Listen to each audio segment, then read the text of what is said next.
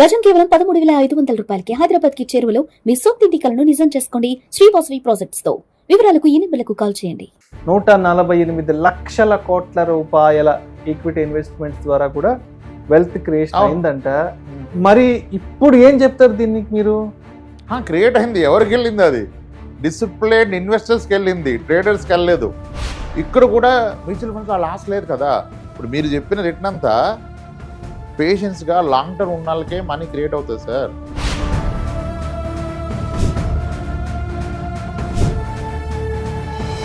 అంటే ఇప్పుడు ఈక్విటీలో కూడా లాంగ్ టర్మ్ అని చెప్తుంటారు కదా. ఒక 10 ఇయర్స్ నుండి ఒక 15 ఇయర్స్ నుండి చెప్తారు కదా.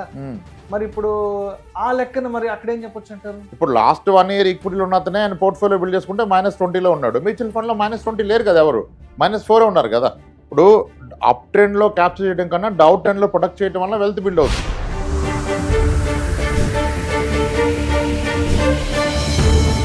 మరి 2026లో కనుక పెద్ద ఆర్థిక సంక్షోభం వచ్చి మార్కెట్లో క్రాష్ అయితే అప్పుడు మ్యూచువల్ ఫండ్స్ ఉంటాయా, గల్లంత అయిపోతాయా? ఈ ప్రెడిక్ట్ చేసే వాళ్ళు చేస్తూనే ఉన్నారు. మార్కెట్ తన పైన చేస్తూనే పోయింది. ఇప్పుడు ఏమంటారు 2026 is going to be another 2008 అని చెప్తున్నారు.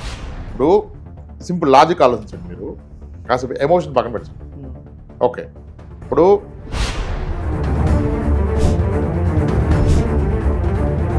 లెటర్ సార్, ఇప్పుడు నా పర్సనల్ మనీ ఒక 5 crores ఉందనుకోండి మ్యూచువల్ ఫండ్స్లో.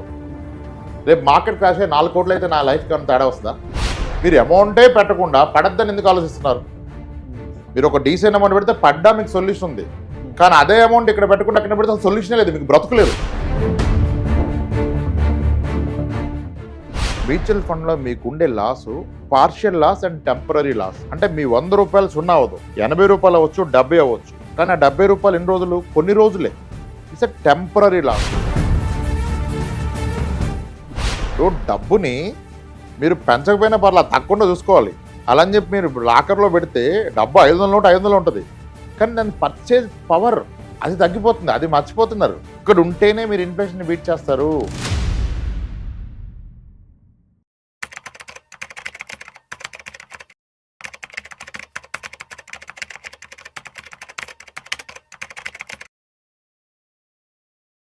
నమస్తే, వెల్కమ్ టు విష్ణు టాక్స్. నేను విష్ణు. ప్రస్తుతం నాతో పాటు సర్టిఫైడ్ ఫైనాన్షియల్ ప్లానర్ అండ్ పైసల ముచ్చట్లు మనీ మంత్రదండం పుస్తక రచయిత ఎం రాంప్రసాద్ గారు ఉన్నారు. సార్తో మాట్లాడదాం.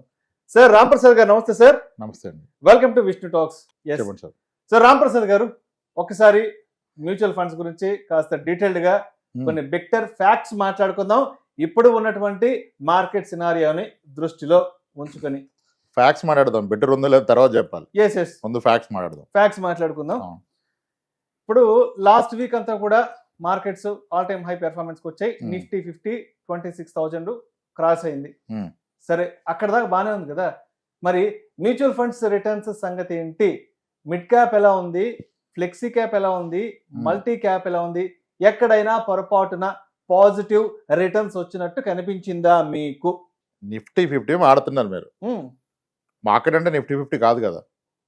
నిఫ్టీ 500 మాడదాం, రియాలిటీ బయటకు వస్తుంది. నిఫ్టీ 500 గురించి ఎందుకంటే, but as a common man గా అందరూ నిఫ్టీ 50 గురించి మాట్లాడుకుంటారు, అందరికి అది అర్థం అవుతుంది కాబట్టి అడుగుతున్నాను. కాదు, ఇప్పుడు నిఫ్టీ 50 మాట్లాడితే మీరు మల్టీ క్యాప్లు, ఫ్లెక్సీ క్యాప్, మిడ్ క్యాప్ మాట్లాడితే మళ్ళీ నిఫ్టీ 500కి వెళ్ళిపోయాం కదా. మీకు నిఫ్టీ 500 స్టాక్స్ లో లాస్ట్ 1 year లో 424 స్టాక్స్ ఆర్ అట్ -6% రిటర్న్.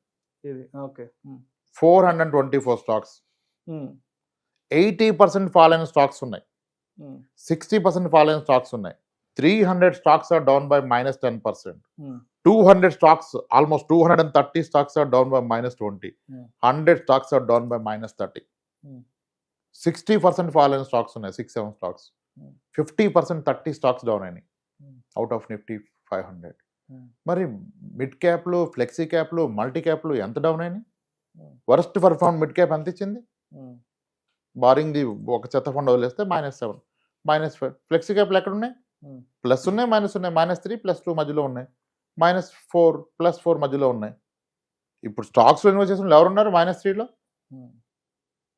ఇప్పుడు ఏళ్ల తరబడి ఎక్స్పీరియన్స్ ఉండి ఇంకేం మాట్లాడాలి కదా, అవన్నీ ఉన్నోళ్ళు ఎవరైనా పాజిటివ్ ఉన్నారు ఈరోజు? మ్యూచువల్ ఫండ్లు ఎక్కడ ఉంది మీకు? మీ క్యాపిటల్ స్టిల్ ప్రొటెక్టెడ్, -3 ఉంది. మరి 17%, 14% మల్టీ అసెట్ ఫండ్లు ఇచ్చాయి. ఇప్పుడు మ్యూచువల్ ఫండ్ అంటే మనం క్లియర్గా చెప్పాం కదా. ఏం చెప్పాం మ్యూచువల్ ఫండ్ అంటే? మనం మీ 6 years అండ్ అబోవ్ ఉండగలిగితేనే ఈక్విటీ మ్యూచువల్ ఫండ్. 3-4 years అయితే మల్టీ అసెట్ ఫండ్స్, హైబ్రిడ్ ఫండ్స్లో తీసుకోండి. Multi asset, balanced advantage, aggressive hybrid equity అటువంటి ఫండ్స్ తీసుకొని చెప్పాం కదా. ఇప్పుడు మరి మల్టీ అసెట్లు ఇప్పటికీ ఉన్నాయి. There are many funds 10%, 12%, 14%, 15%, 17% last 1 year return. Market ఏమీ లేదు, ఇవి ఇచ్చే కదా సార్. మీరు నిఫ్టీ 500తో కంపేర్ చేయండి, లేదంటే ఎనీ స్టాక్ మార్కెట్ ఇన్వెస్టర్తో కంపేర్ చేయండి. ఎవరు డబ్బులు తెచ్చారు చెప్పండి. మీకు ఏం డౌన్ ఉన్నది? నేను ఎన్నిసార్లు చెప్పాను, మ్యూచువల్ ఫండ్లో పెడితే your capital is going to be down by -30 చెప్పాను. ఇప్పుడు ఎందుకంటే -30 అవలా, బట్ మెనీ స్టాక్స్ 100 స్టాక్స్ పోయినాయి -30 అవుట్ ఆఫ్ ది నిఫ్టీ 500లో. సరే, మీరు ఇప్పుడు ఇన్ని చెప్తున్నారు కదా. నిన్ననే ఒక ఆర్టికల్ వచ్చింది, మోతీలాల్ ఓస్వాల్ వాళ్ళు ఒక ఆర్టికల్ ఇచ్చారు. లాస్ట్ 5 years లో ఇండియన్ ఈక్విటీ మార్కెట్స్ ద్వారా ఎంత వెల్త్ క్రియేషన్ అయింది అన్న దాని గురించి చెప్తే, 148 లక్షల కోట్ల రూపాయల ఈక్విటీ ఇన్వెస్ట్మెంట్స్ ద్వారా కూడా వెల్త్ క్రియేషన్ అయిందంట. మరి ఇప్పుడు ఏం చెప్తారు దీనికి మీరు? క్రియేట్ అయింది, ఎవరికి వెళ్ళింది? అది డిసిప్లిన్ ఇన్వెస్టర్స్కి వెళ్ళింది, ట్రేడర్స్కి వెళ్ళలేదు. మ్యూచువల్ ఫండ్స్ క్యాప్చర్ చేస్తే ఎట్ ది ఎండ్ ఆ డేటా లేదు. అట్ ది ఎండ్ ఇదంతా ఇప్పుడు ఇంత వాలటైల్ మార్కెట్లో 15 months or 18 monthsలో నిఫ్టీ 500లో 420 stocks are down by -6, 300 stocks are down by -10, 200 are by -20, 100 are by -30. ఇక్కడ కూడా మ్యూచువల్ ఫండ్స్లో లాస్ లేదు కదా. ఇప్పుడు మీరు చెప్పిన రిటర్న్ అంతా పేషెన్స్గా లాంగ్ టర్మ్ ఉన్న వాళ్ళకే మనీ క్రియేట్ అవుతుంది సార్. అది మ్యూచువల్ ఫండ్స్ కానివ్వండి, ఈక్విటీ మార్కెట్స్ కానివ్వండి. ఈక్విటీ ఈజ్ నాట్ అంత ఈజీ టాస్క్ కాదు, అది చెప్పుకున్నంత ఈజీ టాస్క్ కాదు కదా. అంటే ఇప్పుడు ఈక్విటీలో కూడా లాంగ్ టర్మ్ అని చెప్తుంటారు కదా. ఒక 10 years నుండి, ఒక 15 years నుండి చెప్తారు కదా. మరి ఇప్పుడు ఆ లెక్కన మరి అక్కడ ఏం చెప్పొచ్చు అంటారు? ఇప్పుడు లాస్ట్ 1 year ఈక్విటీలో ఉన్నతనే ఆయన పోర్ట్ఫోలియో బిల్డ్ చేసుకుంటే -20లో ఉన్నాడు. మ్యూచువల్ ఫండ్లో -20 లేరు కదా, ఎవరు -4 ఉన్నారు కదా. ఇప్పుడు అప్ ట్రెండ్లో క్యాప్చర్ చేయడం కన్నా డౌన్ ట్రెండ్లో ప్రొటెక్ట్ చేయడం వల్ల వెల్త్ బిల్డ్ అవుద్ది. అది ఒక ఇండివిజువల్కి అవ్వదు, ఒక ఫండ్ హౌస్కి అవుతుంది, ఒక ఫండ్ మీద అవుతుంది. ఎందుకంటే దేర్ ఆర్ రెగ్యులేటరీ ఉన్నాడు, డిసిప్లిన్ ఉండాలి. You can't put just like నువ్వు అనుకున్నట్టుగా మనీ పెట్టలేవు బీయింగ్ ఎ ఫండ్ మేనేజర్. ఈ సెక్టర్లో ఇంత అలొకేషన్ అంటే అంత అలొకేషన్, ఒక సింగిల్ స్టాక్ అలొకేషన్ ఇంతే. You can't go beyond that. అక్కడ ఆయన కూడా హ్యూమనే, ఫ్రీ హ్యాండ్ ఇస్తే ఇలాగ అయిపోద్ది. ఆ డిసిప్లిన్ ఉండటం వలన దే ఏబుల్ టు మేక్ ఆ రిటర్న్స్, మీ క్యాపిటల్ ప్రొటెక్ట్ చేస్తున్నారు.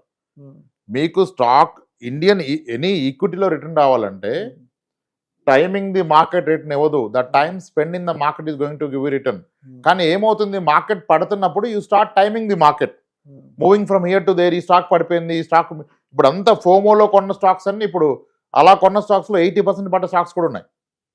అంటే ఇదేదో అయిపోద్ది ఈ కంపెనీలు ఇంకా మీరు కొనాలని చెప్పారు, అలా పోయినాయి. సో మ్యూచువల్ ఫండ్లో మీ బయాస్ ఉండదు కదా.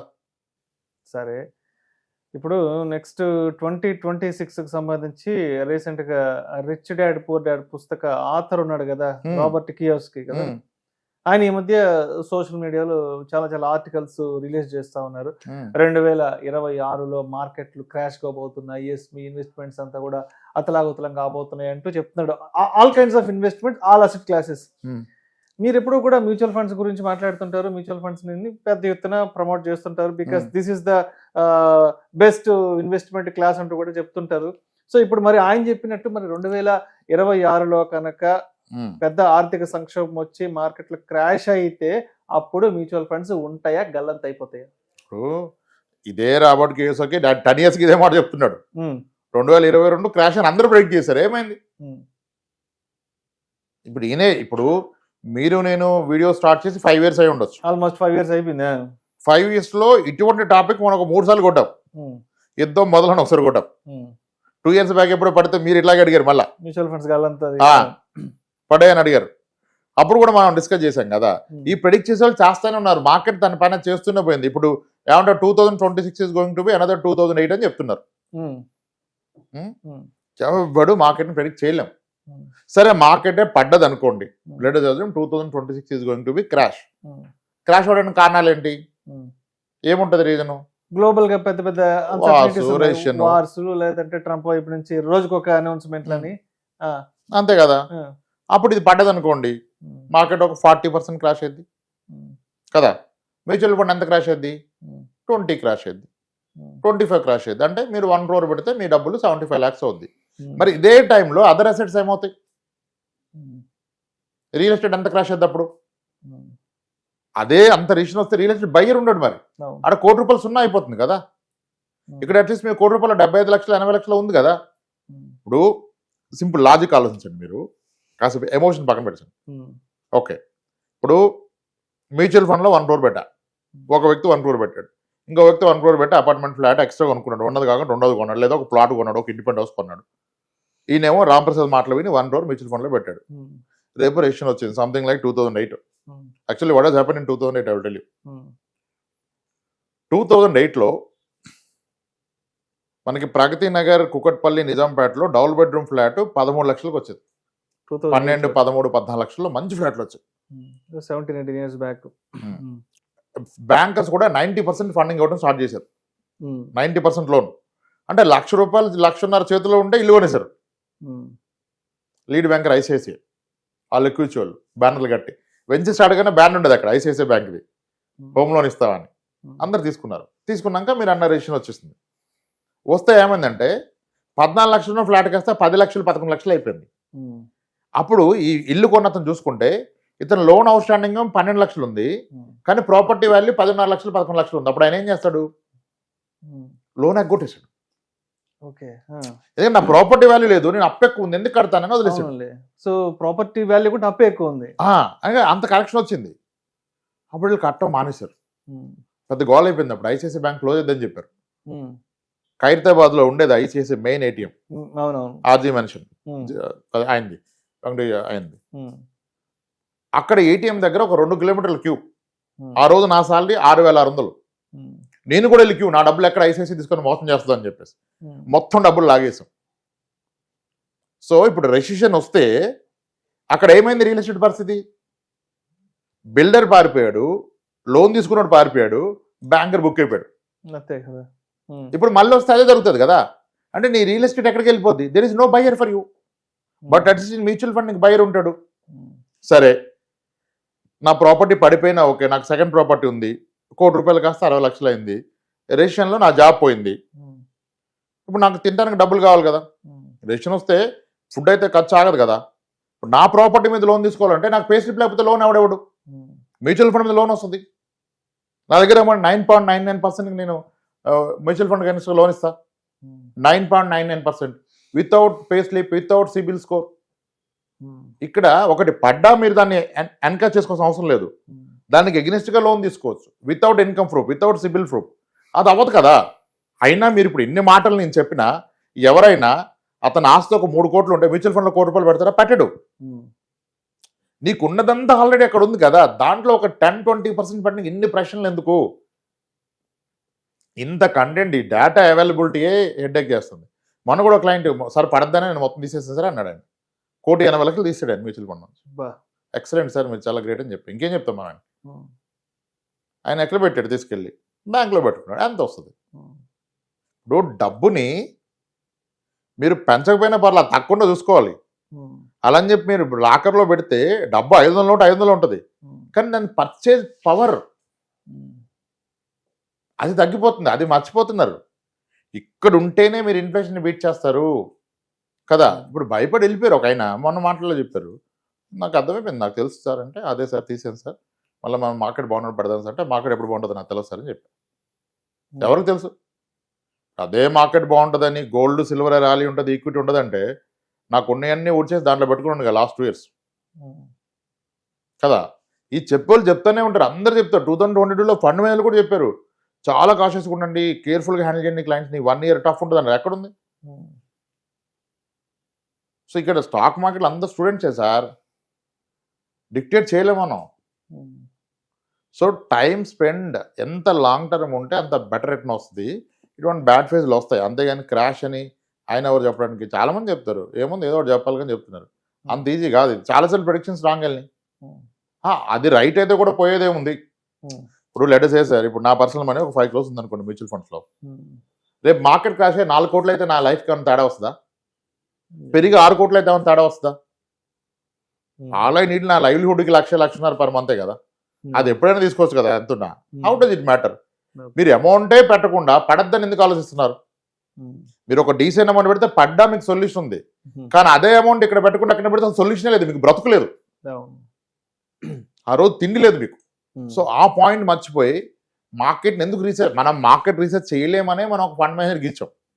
మళ్ళీ ఇంకెందుకు మార్కెట్ రీసెర్చ్? అనలిస్టులు ఇప్పుడు ఆయన ఎవరో ప్రెడిక్ట్ చేస్తారు పడుద్దని, వీళ్ళంతా ఉన్నారు, కొన్ని బ్యాచ్లు ఉన్నారు, అంటే చాలా పెద్దవాళ్ళే, అలా చేస్తూ పోతారు. ఇంకొకసారి చేసినాక దాన్నే కంటిన్యూ చేసుకుంటే ఇయర్ కాకపోతే నెక్స్ట్ ఇయర్ కాకపోతే నెక్స్ట్ పడుతుంది. పడదని ఎవరన్నారు? 26 మిస్ అయితే 27 లేకపోతే 29, 30, 31 ఎప్పుడోసారి పడుతుంది, కానీ లెగుస్తుందిగా, పడిపోదు కదా. దట్స్ వాట్ నేను చెప్పదలుచుకుంది ఏంటంటే, రిస్క్ మ్యూచువల్ ఫండ్లో రిస్క్ లేదు, ఓన్లీ వాలటైలిటీ ఉంటుంది. రిస్క్ అంటే ఏంటి? పోతే రాకపోతే అది రిస్క్. ఇప్పుడు కబ్జా అయితే రిస్క్, ఫ్రాడ్ అయితే రిస్క్, డబుల్ రిజిస్ట్రేషన్ అయితే రిస్క్, నువ్వు కొన్న గోల్డ్ గిల్ట్ అయితే రిస్క్. కానీ మ్యూచువల్ ఫండ్లో ఏముంటుంది? మ్యూచువల్ ఫండ్లో రిస్క్ ఉండదు, వాలటైలిటీ ఉంటుంది. What is volatility? మ్యూచువల్ ఫండ్లో మీకు ఉండే loss partial loss and temporary loss. అంటే మీ 100 రూపాయలు సున్నా అవ్వదు, 80 రూపాయలు అవ్వచ్చు, 70 అవ్వచ్చు. కానీ ఆ 70 రూపాయలు ఎన్ని రోజులు? కొన్ని రోజులే. It's a temporary loss. కొద్ది కాలంలో మళ్ళీ రికవరీ వెనక్కి వస్తుంది. కానీ వేరే దగ్గర లాస్ అయితే లాసే కదా. ఇప్పుడు నా ఫ్రెండ్ డబ్బులు ఇచ్చి ఎగ్గొట్టింటే ఎగ్గొట్టి ఇంకంతే, అది రాదు, అది లాస్. ఇక్కడ మ్యూచువల్ ఫండ్లో డబ్బు పోయిందంటే డబ్బు పోలే, డబ్బు తగ్గింది, మళ్ళీ పెరుగుతుంది. దానికి మీరు టైం ఇవ్వాలి. Okay, that's it. సో ఏదైనా సరే మార్కెట్ పడ్డప్పుడు ప్యానిక్ అయిపోకుండా, రిడెంప్షన్లు కొట్టకుండా మనం కొంత సమయాన్ని మాత్రం తప్పకుండా వెచ్చించాలి అంటారు. అంతే. మీరు ఎంట్రీ ఎగ్జిట్ తీసుకుంటే యూ లూజ్. ఎంట్రీ ఎగ్జిట్ తీసుకుంటే ఎగ్జాక్ట్లీ. సో ఇక్కడ స్పెక్యులేషన్ అడగకూడదు, స్పెక్యులేట్ చేయకూడదు ప్రోడక్ట్ని. ఇప్పుడు మీరు ఒక ఫండ్ పెట్టారు, ఒక ఫ్లెక్సీ క్యాప్ ఫండ్ పెట్టారు, ఒక మిడ్ క్యాప్ ఫండ్ పెట్టారు. For you it is a fund. కానీ ఫండ్ మేనేజర్కి that is a bunch of stocks.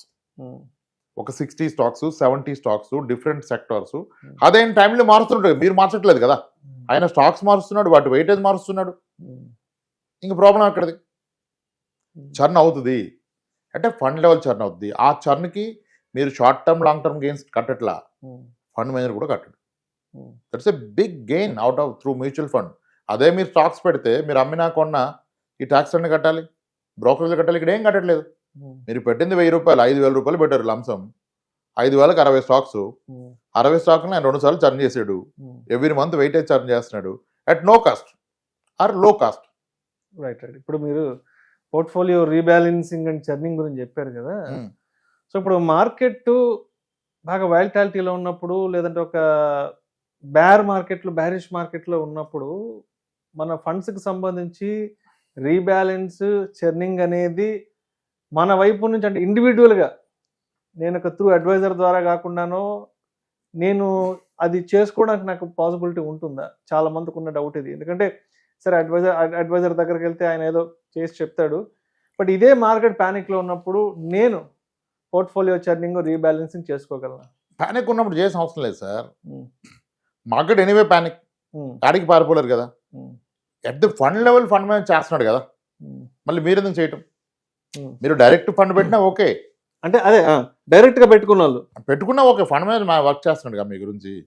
మీరు గుడ్ ఫండ్. ఇప్పుడు లాస్ట్ ఇయర్ ఏదైతే top mid cap fund last 5 yearsగా ఈ రోజు కూడా 20-22% క్యాగర్ ఉన్న ఫండ్ లాస్ట్ 1 yearగా బ్యాడ్ ఫండ్ అయింది.